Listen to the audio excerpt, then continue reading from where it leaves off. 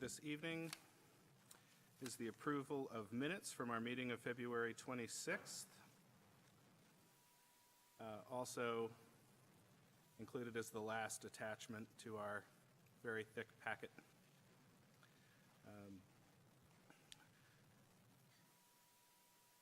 Do we have a motion regarding the February 26th? Motion by Commissioner Lutzis. Do we have a second? Seconded, Commissioner Olson. Any discussion on the meeting minutes? Then I will ask, all in favor of approving the meeting minutes, say aye. Any opposed? Any abstain? Motion carries to approve the meeting minutes from February 26th. Moving on to the fourth item on our agenda this evening, discussion around critical areas and shoreline master program amendments, to which we warmly invite city staff and consultants to the presentation table. You bet.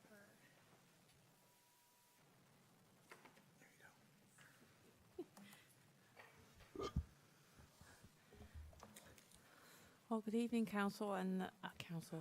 That's not a good way to start, is it? Good evening, Planning Commission. So yes, you did have rather a thick packet in front of you, but this is not new materials. It might be new to some of you, but this is sort of the whole critical areas and shoreline amendments put together, and this is in preparation for your public hearing. And I know that Laurie doesn't intend to go through this page by page, and I'm sure you're pleased to hear that.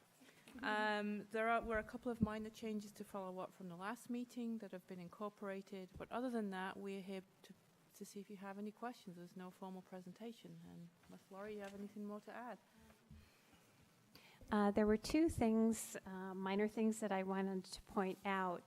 In this revised section on the public agency and utility exception, and this is in attachment 2 and on page 12, I inadvertently left in the term public utility rather than just utility. That's in section 1855 160A3. So I just wanted to call that out, and we will strike the word public from that clause.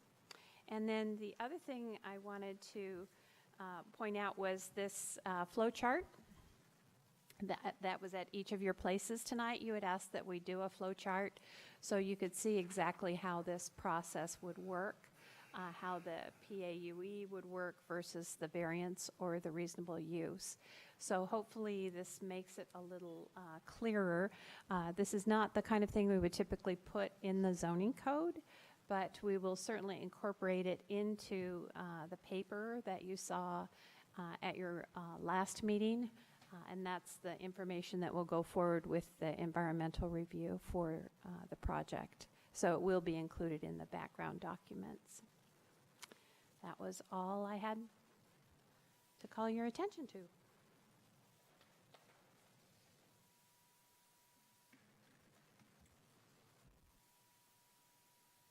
Would we like to take a moment and just look over this flow chart since it's the first time we're seeing it?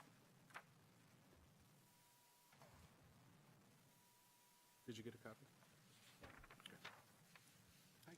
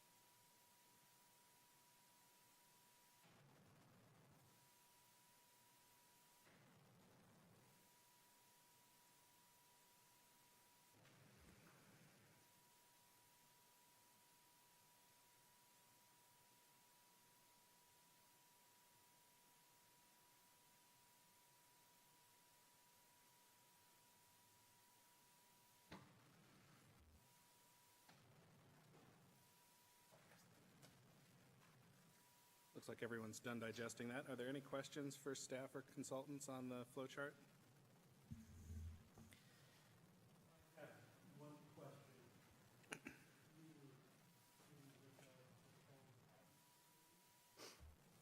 Correct. I guess at the last meeting, that seemed to be confusing. So in fact, we've eliminated both the terms public and private utility and instead just talk about utility, which is now a defined term.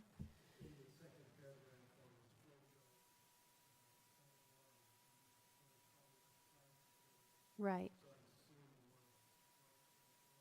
I think in this particular case, it's fine to leave it there. I myself went back and forth on that.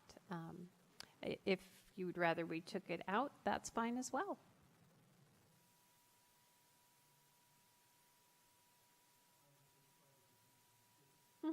Sure. All right. We'll make the change. If the rest of the commission agrees to that? Absolutely. Okay. I had one procedural question. So it mentions in the third paragraph that this would be included in the best available science evaluation paper. Correct. Do we know what the timeline is for the next update on that document? Would it be prior to this going to the city council? So yes, it would be. And the way it would be incorporated would be in the environmental review, which has all kinds of background information and will have some sort of cumulative impact analysis related to the amendments. And then when the package of amendments, when that is presented, when the commission presents that to the council, then that paper will be part of the background materials. Excellent. Any other questions on the flow chart tonight? I have one. I wasn't here at the last meeting, so you may have talked about this, but what would an example of a potential new public facilities be? Well, it's distinguishing between an existing facility, like an existing school, Okay. or a new facility would be a facility not previously located somewhere. So, for example, if the school district were to purchase a new property and then they wanted to put a new school on it, that would be a new public Okay. facility. That helps. Thanks. I just had a question. I know this is down in the diagram down below on the left side. I know that extension applies to a utility, but would an extension ever apply to a public agency for any reason? Or is that specifically, are there any examples where it could apply for some reason? Yeah, I don't think so. I think when we're thinking of linear, we were trying to make a distinction between linear facilities like roads and utilities Yes. and that kind of thing. But I can't think of a public agency development in the context that we've been describing, and the regulations talk about schools, parks, etc. Even a park trail would probably be a linear transportation facility, even though it was a park. Okay. So off the top of my head, I cannot. All right, I was just clarifying because I know in the first box it references expansion of an existing facility, but then on the the one below it says expansion or extension. So I was just wondering if there'd be any reason that there could be an extension of a public agency. Yeah.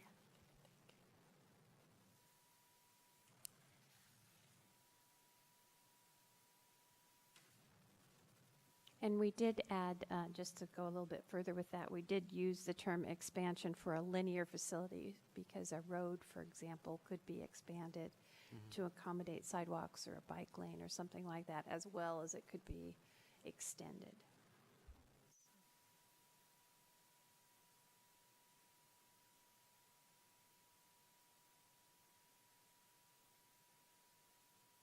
Okay, I think we reached our decision that it was fine to include as is then? All right. With the one exception of the Taking out text public. change, yep. Yeah. So really what we're looking for tonight, again, these are materials that most of you have already seen in the past. We've tried to incorporate, we went through a first review and then we had a series of memos that talked about additional changes either from ecology or from the public or from different other staff. And we tried to then go back and incorporate all those changes, and we just wanted you to see the final document before we put it out. We'll put it out on the counter, it'll be on the website, et cetera, for people to look at before your public hearing on the March 26th. So this is an opportunity if you were reading, doing a little light reading and going through all of these materials, if there was something that caught your eye that didn't seem to fit with what your intent was, this is the time to call it out. Obviously, this is not your final decision. You won't make a final recommendation until after the public hearing. But if you see something tonight that doesn't seem to reflect what you want, let us know, because this will be the public document. Mm-hmm. Sorry, just to make sure we don't miss anything, would it be okay if we kind of just kind of at least mention the attachment and make sure everyone's cool, and then tackle sure. in that order? Sure, Yeah, we sorry can to do that. interrupt your flow. So attachment 1 are the changed definitions, and these reflect a number of different chapters. They have shoreline revised flooding definitions. They have revised, well, just a whole bunch of different things. I can't go through all of them. Yep. Revised stream definition, some revised definitions that relate to how you define a stream and help with the typing. This is where that revised utility definition comes in. So that is attachment 1.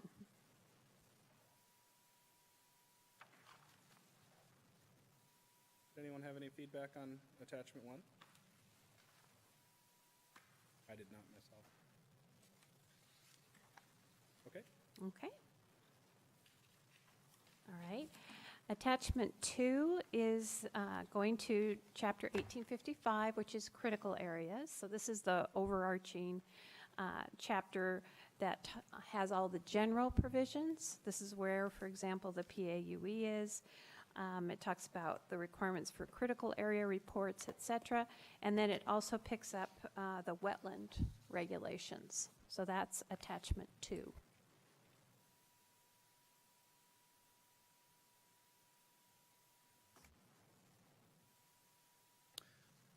I had a couple of comments about attachment 2, starting with page 5. Mm-hmm.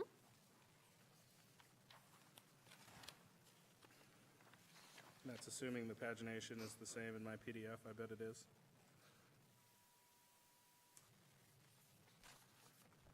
Perhaps it's not. Yeah, it's the section 1855.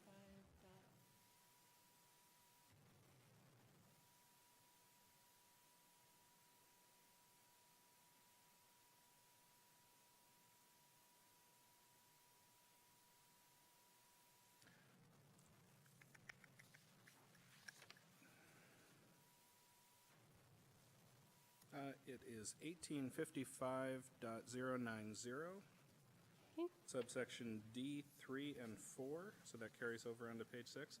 Right. I just had a question about the reduction in distance for adjacent sites for bald eagle nests and heron rookeries. My first question is, have we seen that change before, that reduction? We have. Correct. Okay. And we've discussed it? That's good enough for me. It was many, many meetings ago. So did you want to go over that, or did you? No, as long as it's something that there's been so many things we've Right, discussed, I've right. lost track of all Yeah. of them. So if that's something we've previously discussed, that's fine with me. And those were based on updated Washington Department of Fish and Wildlife recommendations in science. Okay. And if we had any doubt, at least the blue herons came back this weekend en masse. I saw And they photos of that. they don't seem to be too troubled by our urban park and ride. So that's good.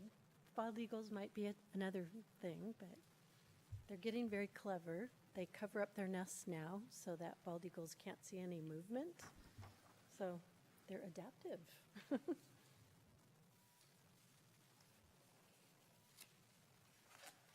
I had another comment in attachment 2 on page 12, which is possibly within that same, I guess this would be 18.55.150 exemptions. Specifically, subsection E, .2. I hadn't recalled seeing the replacement trees at a 1-to-1 ratio requirement. Again, is that something that's been there persistently? That was not in the original version that you looked at, but it was included in some changes recommended in one of the memos, the follow-up memos. Is there any more detail around the tree replacement requirement? In other words, do they have to be within the critical areas themselves, or is there latitude on where that 1-to-1 replacement can occur?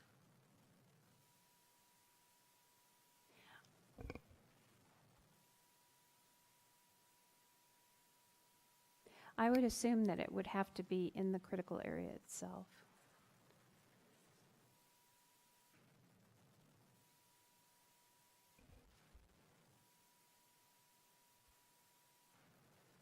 It's possible that it could be in the buffer, but I'm not sure. I'm trying to go back and read the previous sections to see whether it tells us.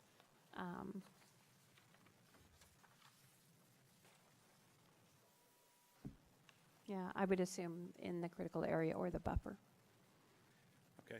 And I know we've done a lot of conversations around tree regulations in general, and I'm trying to recall back if we had language at any point more specific on that, and I understand the arborist reports and a lot of the things that we've talked about. Is there a general understanding that any type of tree replacement has to be in kind? If, for example, a 40-year-old willow tree was removed because it was dangerous or decayed, would it be replaced by the same type of tree, and is there any size requirements for the replacement?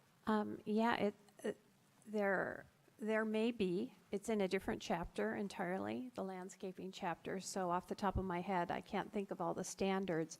I think that chapter encourages native replacement with native species. So as to your question about the willow, I don't know that there would be a requirement that a willow be replaced with a willow. And then there are also standards, for example, if you, not so much for hazardous trees, but if you were doing a development and you were cutting, you had to cut a tree to site a building, for example, then there's this whole tree unit code section that says a tree of this size is worth this many tree units, and you have to have a certain density. I think it's 30 tree units on your project, maybe per acre on the project. So then you can replace a big tree with smaller new trees. So it's not a simple answer, I guess, is where I'm going with this. Yeah, and my only question, Laurie, was that it wasn't ambiguous for the developers, that they would be able to look at that other landscaping code section and understand precisely what their requirements were. Yeah, oh yeah. Okay. Right. That was my only concern. And in fact, the city staff who reviews the tree plans now is a certified arborist. She got that certification so that she could be very clear about what the requirements are and what they mean. So. And I assume the 1-to-1 ratio is a minimum requirement. Well, it would be a maximum as well, unless somebody wanted to do more. So that if in this particular code section, this is a hazard tree that needs to come down, and so the requirement is you only replace it with one. If someone wanted to do more, that is certainly a possibility. So that's probably well understood, that any time we put in a ratio requirement, it's a minimum requirement. Yeah. No less than. Right. Understood. Okay. Right. So this is a question for clarification. It's pretty clear how it says it, but if measures are taken for disease or fire in that same section,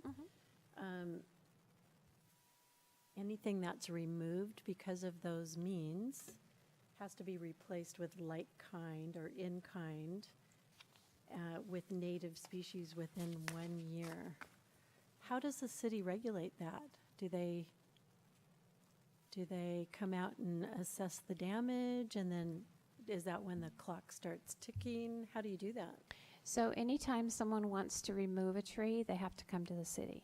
Okay, but this is for emergency measures. Right, but even after an emergency, if you've removed a tree, you're supposed to come to the city and get a permit. Okay, Well, you don't always have to get a permit.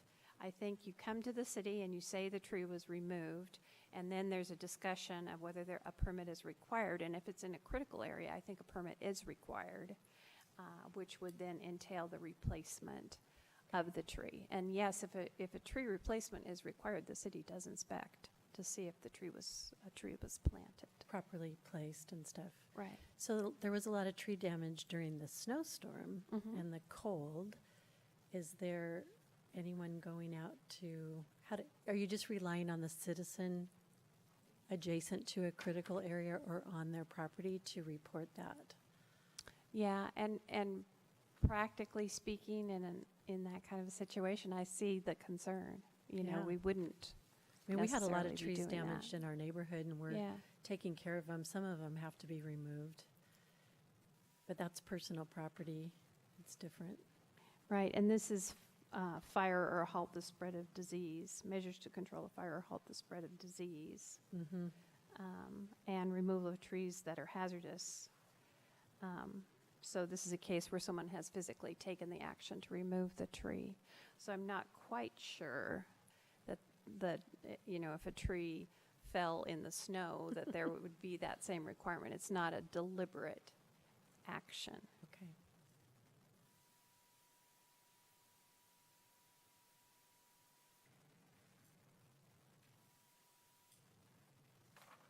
I have a question on section 18.55.300. It begins on page 23 of attachment 2, but my question specifically is around former section F. Now I think it's included in section C, which is titled buffer areas. Subsection 1C. And my question is, have we defined or discussed previously this concept of a wetland mosaic? I didn't recognize that term when I saw it. Where am I seeing that? Am I referencing it okay for you? Page 27, about middle of the page. Subsection C. All isolated category 4 wetlands meeting certain criteria. The wetland is not part of a wetland mosaic. So this has not changed, but I'm not sure we specifically discussed what a wetland mosaic is. That's something the Department of Ecology defines, and it's part of the kind of the whole rating manual, and it determines how you establish your rating unit and what you assign categories to. And I think it's a mosaic if there X number of distinct units that are in some certain proximity to each other, then effectively it sort of operates as a single wetland, and then you'd kind of run the buffer around the outer edge of it and capture it as rate the individual pieces kind of as a lump. So that's the concept, but I don't think we've added a definition or provided a definition. So let me just follow up. So this language is from the ecology definition, correct? Yep. Okay. And so it's a defined term by Department of Ecology. Correct. Yep. Right. So if you're is that something that we could add to our definitions, or Yeah, is I it think so. complicated enough? So I think that's the issue. Whether the Planning Commission would want to add the wetland mosaic definition, or whether you want to assume that anybody who's doing the typing would be a professional wetland scientist and would know what the ecology standards were and what the ecology manual requires. So again, we adopted this from ecology standards. It's not different. And It's so it's a bit of a process more than just a nice, simple, it's a mosaic if they're within 50 feet of each other. So I'll have to look and see if they provide themselves a discrete definition, or if it's just like a one-page long how to decide if some assemblage of wetlands is in fact a mosaic.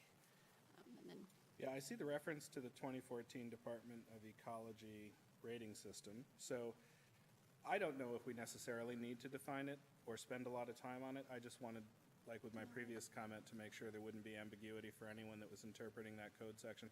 If they could refer back to that Department of Ecology publication, and you list the publication number, so it should be quite easy for them to find, then I think they can interpret what a mosaic is if it's meaningful to them. Okay. I just hadn't heard or seen the phrase before, so I wanted to make sure we hadn't overlooked anything.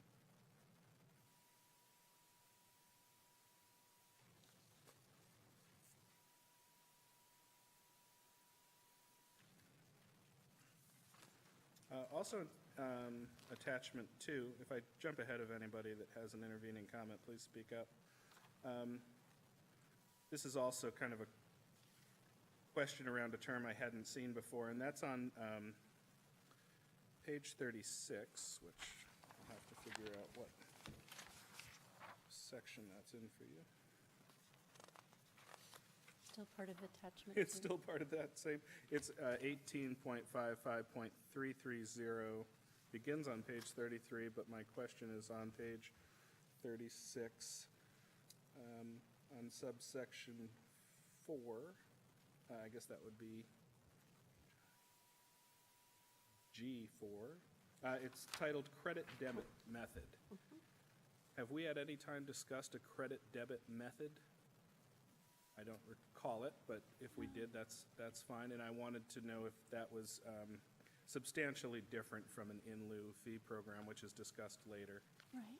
So, Or the item bank is actually the credit banking.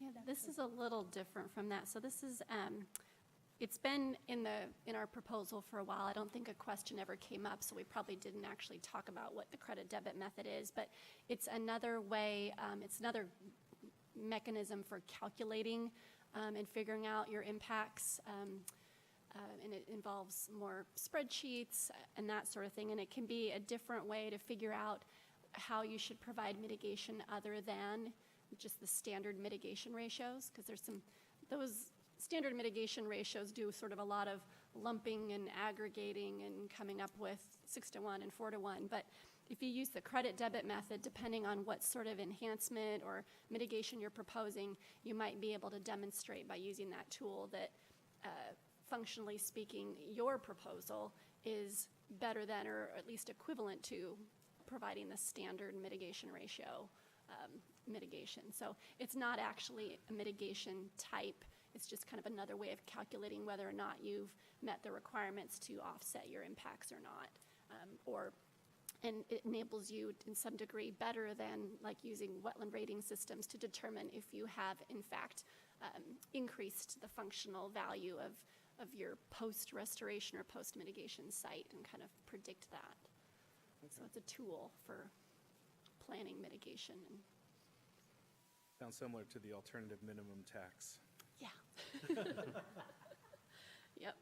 And we reference, again, this is another one where you'd probably want to read if, somebody, a wetland scientist or something, would dive deep into the reference document here to figure out exactly how to apply it.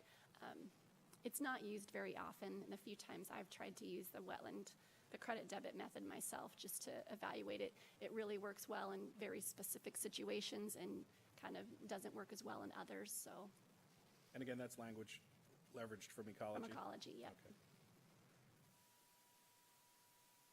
That was the last comment I had on attachment 2.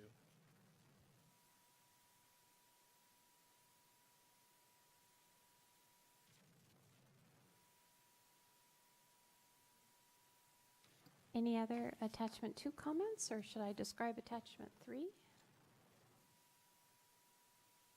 Yeah. Okay. So attachment 3 is the stream and lake section. So again, this is a section where we adopted the state rating system and plugged in a number of changes and also addressed lakes, which were not specifically called out in other places.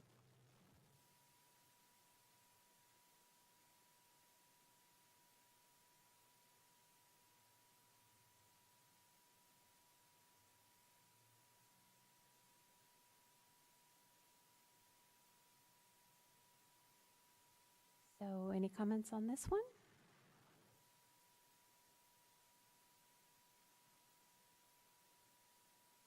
No, structurally, not for me anyway. Structurally, it seems to follow the format of attachment to critical Right. areas. Right, we tried to do that, make them more consistent. Well done. Okay. All right, so attachment 4. So.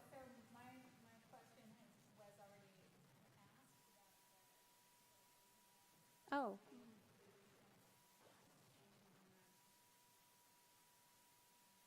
Okay. Again, this is the one on fish and wildlife habitat of importance.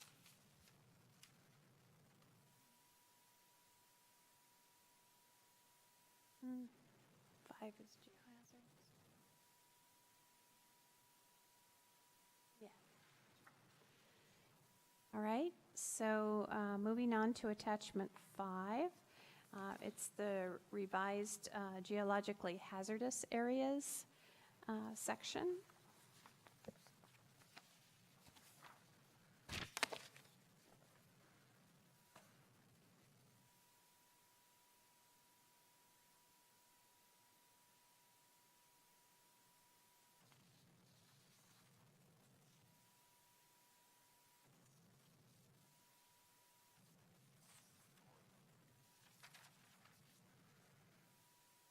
Any feedback specific to attachment 5?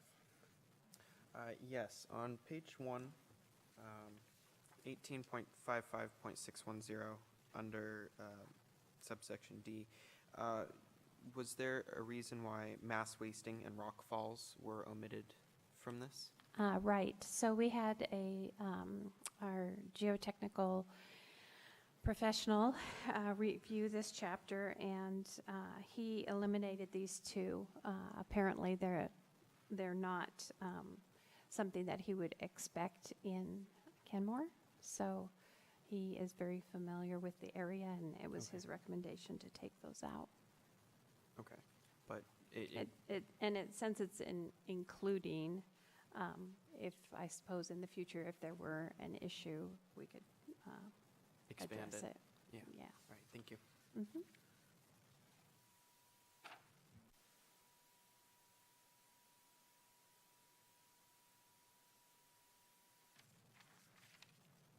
Any other attachment 5 feedback? Okay. So attachment 6 is the famous flood hazard area mashup. I think we went through that a couple of meetings ago. So, and we have sent all of these revisions back to FEMA for their review of the revised versions. And I think Department of Ecology, they have a flood person who also is taking a look at that. But anyway, this is the rewritten version of the 2 chapters, the one in Title 16 and then the frequently flooded areas chapter or section in the Critical Areas Code.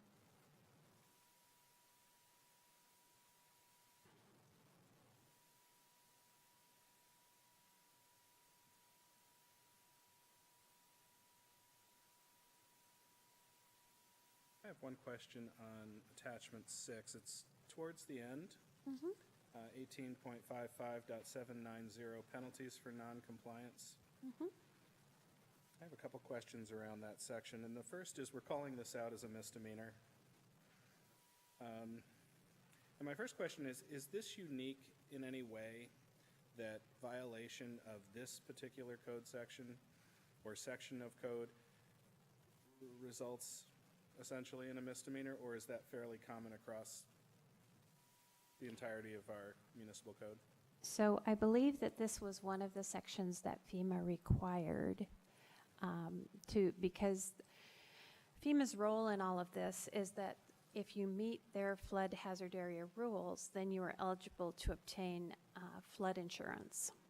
And so they had sections, I know for sure 795 about abrogation and greater restrictions is one that they insisted be in there. So they have certain standards that are mandatory that have to be in our ordinance, or they will not accept it as adequate. And I want to say that this is one of the sections I think it was, yes. that we may have taken it out, and then they asked that be put back in. I can double check that. We'll double check that for you. Yeah, I had that was the first part of the question, I guess, was, Yeah, we don't have other sections Okay. like this. and I wondered what the purpose was, but I think Right. you've just explained that that's something that FEMA requires. Of It us. isn't necessarily there as a warning or a caveat for developers. It's to meet their requirements for the insurance program. Right. Um, I'll double check that, though. And at some point, will this entirety be reviewed by the city attorney? Since we're starting to get Yes. into legal penalties and things like that? Okay. And this is kind of a parallel construction comment, I guess. How we handle this penalties for non-compliance here in this attachment 6 is a little bit different from how we handle a similar section that's actually been struck out in the shoreline management attachment 9. There was also a penalties for non-compliance section there as well, but it's all struck out, deleted. And the parallel construction comment that I had is that with section or attachment 9, shoreline management, we put the remedies, civil remedies, or opportunities to make whole, we put those type of remedies before we get into what was then called gross misdemeanor. And I felt that was more effective, right? If we're going to be talking to interested parties, I think giving them an opportunity to cure is a better lead-in than to say, if you violate this, you're in violation of a misdemeanor. So since it's being deleted from the shoreline management attachment, I'm not sure we have to worry about it as much because we maybe won't have a parallel construction issue. But prior to it being deleted from attachment 9, it was listed as a gross misdemeanor. I don't know if that's we just leveraged what FEMA wanted us to include, so the language is a little bit disconnected. So attachment 9, the enforcement section, is actually, it's a whole different chapter. So FEMA does not have a role with this. This is probably in here because it's in a different title than the zoning code, and the zoning code has sort of enforcement mechanisms, code enforcement mechanisms. But this may be specific, and in fact, it does refer to this chapter in 1.2, enforcement. So I don't think we can make these parallel because this one is the FEMA requirement and the same way. So I would need to go to the zoning code and see what it says in the introduction of the zoning code about code enforcement. And it probably refers me to the same section. I would hope that would be the case.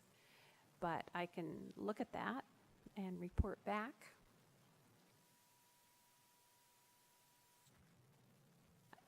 My guess is that that's why the second paragraph was struck, because this provides something that's probably in conflict with whatever is in 1.2 KMC.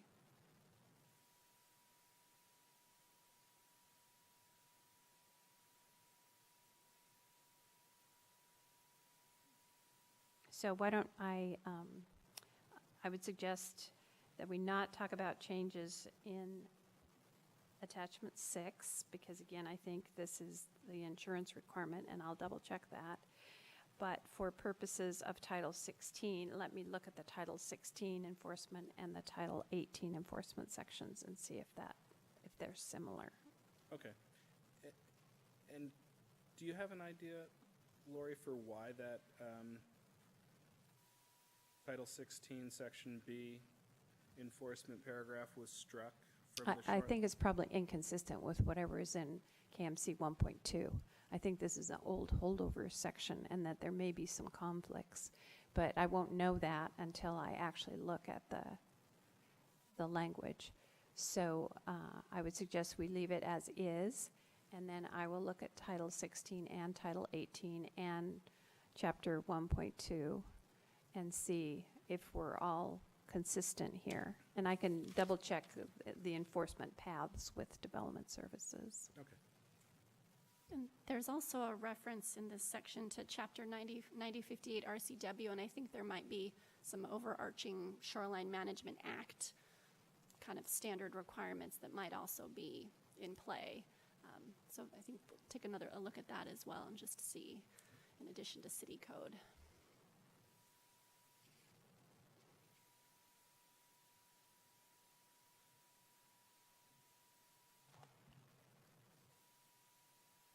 But in that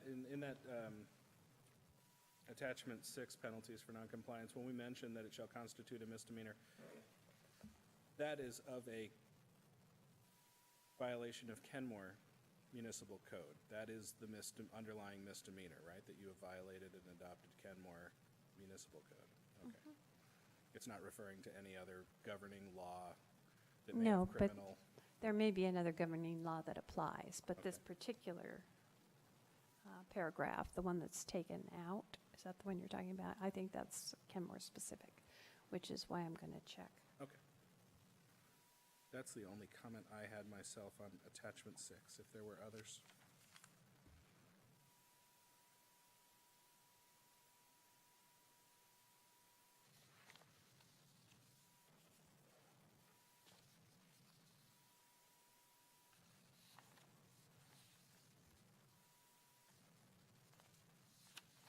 If not, maybe we're ready for attachment 7. Okay.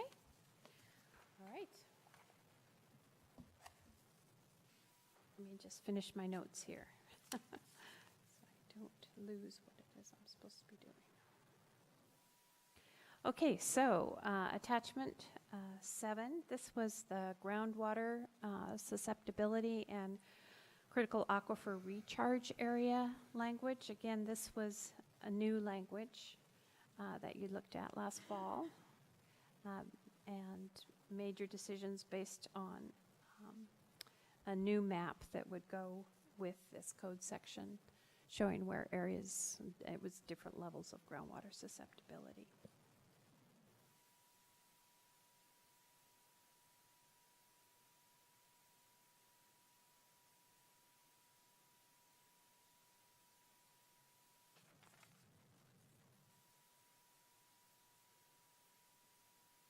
Any comments related to attachment 7? Okay. So then these next two, attachments 8 and 9, are the shoreline rules and policies. So attachment 8, this is the shoreline sub-element of the comprehensive plan. And unlike other sections of the comprehensive plan, this can be reviewed sort of out of order. You know, we have a restriction, you can only amend it once a year. An exception is changes related to the Shoreline Master Program. So that's why we can tackle these comp plan amendments now, even though we're not bundling together all the comp plan amendments for 2019. So again, this is the language that would go in the comprehensive plan, and probably the most significant change is the creation and description of the Swamp Creek commercial environment.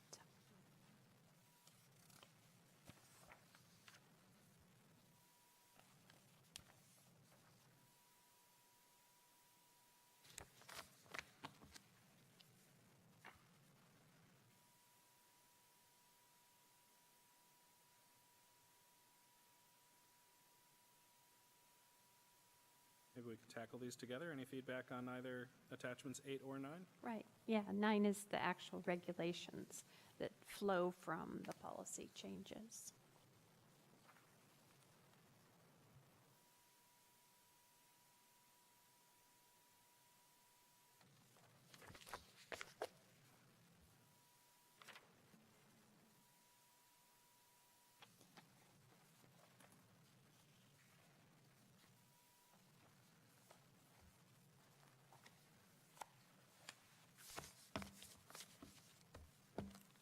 Nothing for me. Anyone else? Okay, All right. So that's both 8 and 9.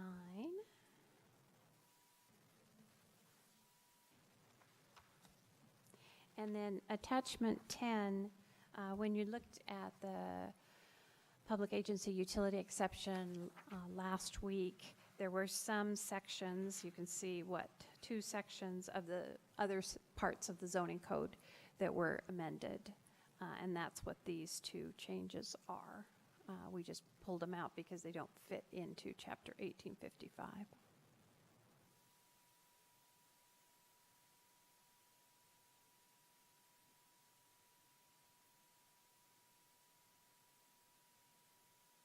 I have just one question on that attachment 10 then, Lori. In subsection C, which is the one designated as new, or 2 parts that are new, how does that city manager decision-making process there, how does that work with our flow chart? Is that a separate set of considerations the city manager's office can make in that case? This actually would be applicable relative to any critical area or buffer. So it's not just the PAUE. This would be an opportunity in any case where you're constrained by a critical area or buffer, and you could move your house, for example, into a setback in one area or another.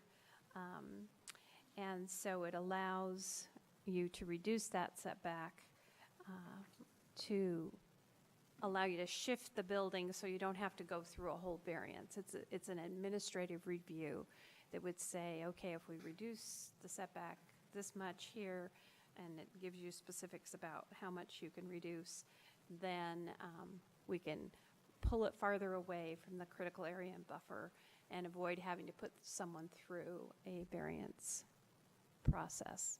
And the way it relates to the PAUE is that we're saying before you even come to the city with a PAUE request, make sure that you've looked at your setbacks and your parking to see if there are any ways we could adjust it administratively so you didn't have to go through the PAUE.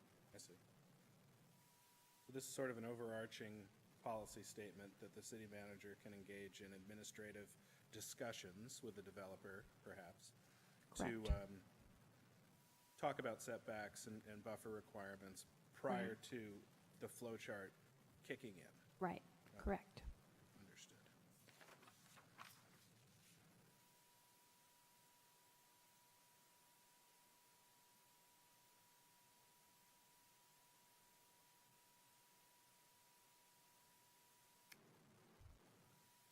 Okay, any other? I'm just on that point. Sure. Would that be an appropriate?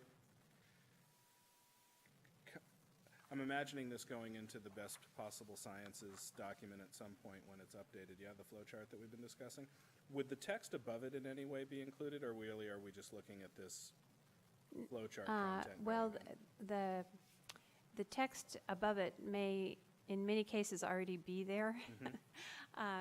You know, that's a big document, and I think what happened with the flow chart, because we wanted to provide it as a handout, is that we took language from that document and put it here. So my guess is that most, if not all, of this language is already in that document, and then we'd just be inserting the flow chart in the appropriate place.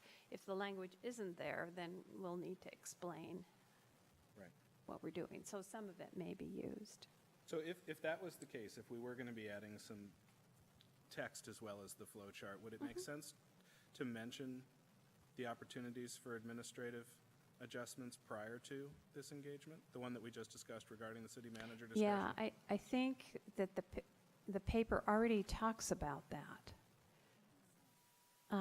So whether we need to make a reference to say this is something that would be done before you ever entered into the PAUE, or whether it's discussed in the context of this is a criterion that you have to do this in order to go through the PAUE, we can make sure that that point is made in the paper. It seems to me that is our preference. We would prefer them to engage in Yeah, administrative totally. conversations, right? Right. So, And in fact, I think if we were to look back at, it's section 2 is where the PAUE is. I think one of the criteria and this is on page 12. Going on to page 13.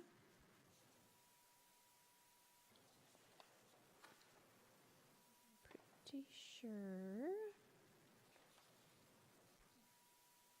Right. It's on, so this is section 1855, 160E, and that's 2B. And so these are the review criteria, and one of them is pursuit and exhaustion of other administrative code modifications or exceptions. And then it references these parking sections and also references the nonconformance section. So we've tried to make sure that you really can't move forward unless you've pursued and exhausted these other alternatives. Great.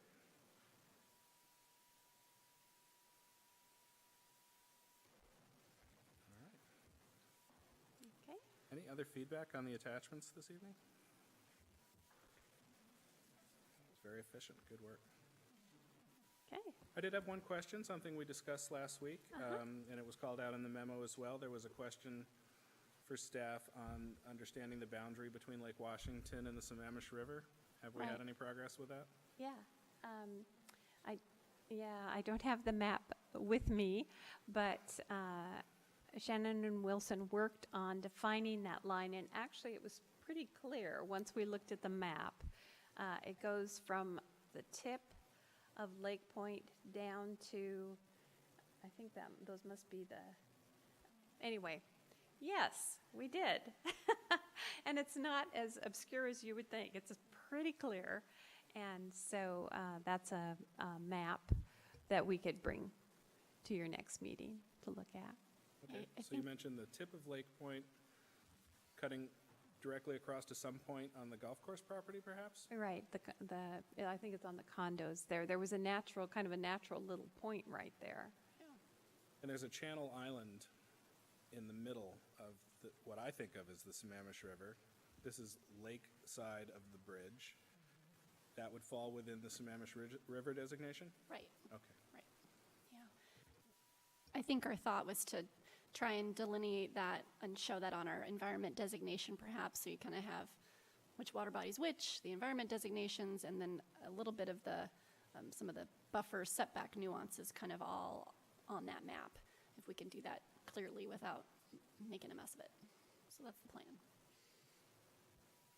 So if, so there could, I'm trying to picture that area, so there could be a set of regulations that apply, as we've talked about, different standards, right? Float plane lifts is the most current example. That may have one meaning on one side of that dividing line and a different interpretation on the other side of that dividing line. Right. Yeah. Oops. When you're looking at the map, it's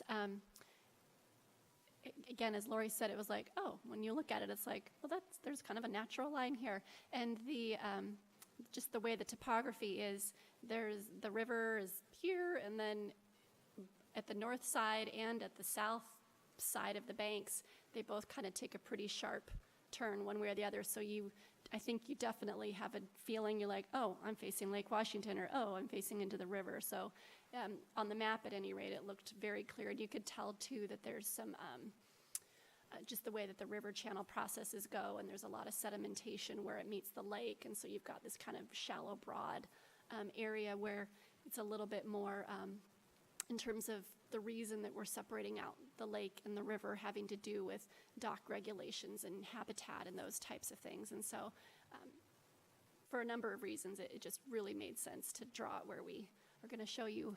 We're thinking about drawing it next time. Do any of the agencies that we work with, do you think they will feel they have a opinion on that line as well, or is that totally a Kenmore City decision to make?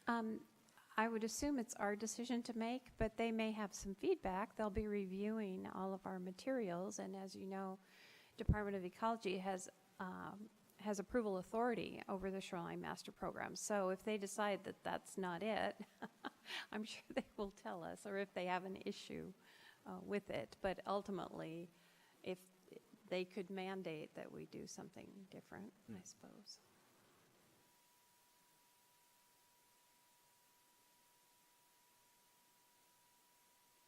All right, so it sounds like we have a couple edits, but mostly questions for us to take a look at, and we can bring that information back to you.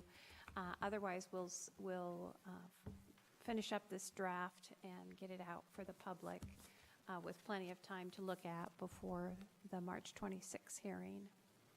And we're already starting to develop notices for that. So. Based on the work we've done with our focus groups and other interested parties, do we think it will be a very active public hearing? You know, there are a lot of people in the development community who are following it because they're kind of in the middle of their permitting processes. So a number of people have been added to the mailing list over time, but I haven't really had people really wanting to make a comment. So I don't know what to expect.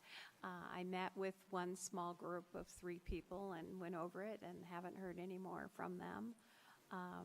And, you know, we had a person here about the geologically hazardous areas. But I don't know what to expect. I guess I would be surprised if we had a huge crowd, given that I haven't heard from anyone, really. Logistically, do we have a good sense for how that meeting will flow? Is there going to, will the staff office be preparing a presentation to get everyone on the same page and then opening it up to comment, or how will we present ourselves? Well, I think it will depend on the audience. If we have an audience who hasn't been, as far as we know, following along, staff would be probably planning to give a presentation that gives a bit more detail.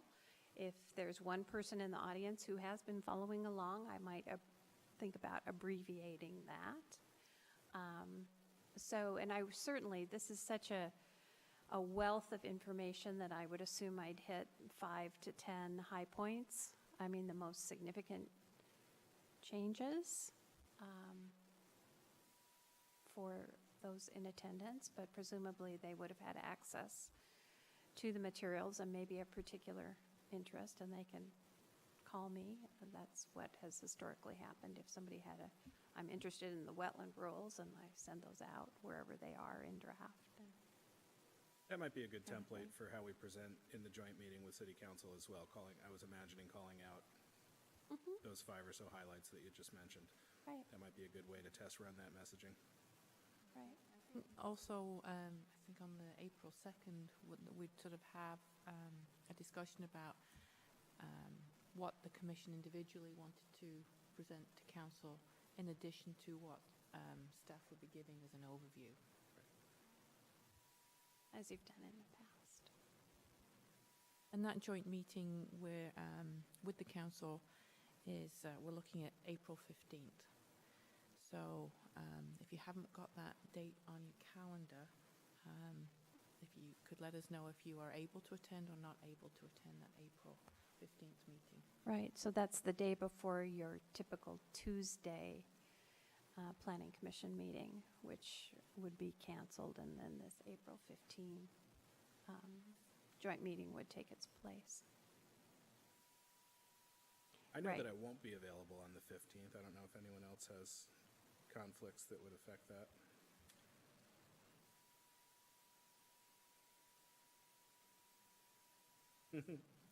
I know that I won't be here during the hearing on the 26th. I will not be at that meeting. I wish I could be, but I can't be in 2 places. Right. As far as I know, I should be in attendance for both. Great. Okay.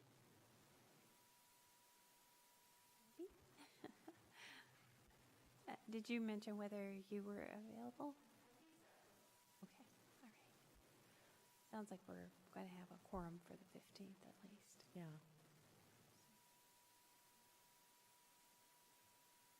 I think that marks off item number 4 on the agenda then for this evening, unless there's anything else on the documentation we had provided. The only other thing, I think Bridget sent out an email today to remind you to register for the planning short course, which is coming up. So if you haven't done so, I'd recommend you do that. It's a very informative session. Some of you may have taken it before, but it's always good to have a refresher. Have we advertised that with other neighboring jurisdictions? It's done through Commerce, so Commerce has it on their website that there's a short course and it's in Kenmore, so they've done that. So I don't know how many people they have registered currently, so that's something we're going to have to check to make sure that we have an appropriate setup for them. But where are we doing that? Bridget sent an email today, I think, that had the link in it, so. And they provide an email, Dennis, and a phone number for registering.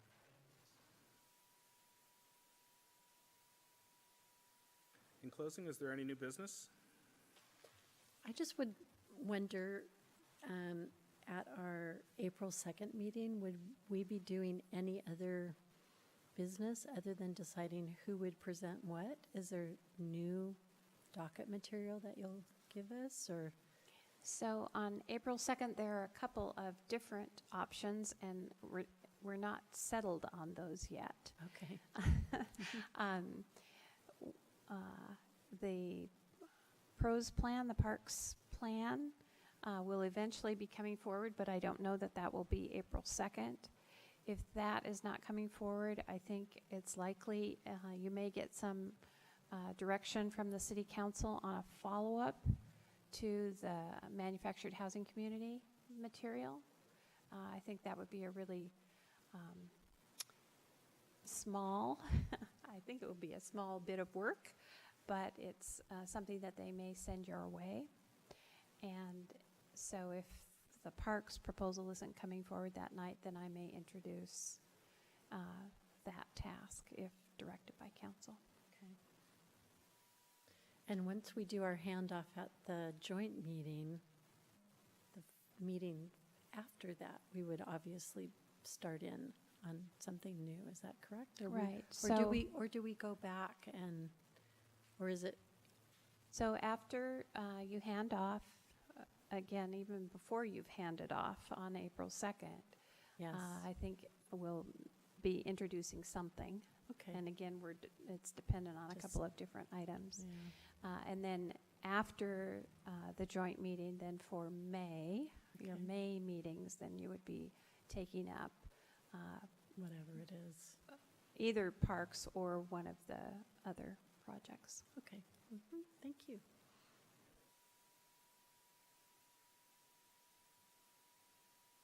Last check on a new business? If not, I think we've satisfied the agenda for this evening, and we may adjourn this meeting.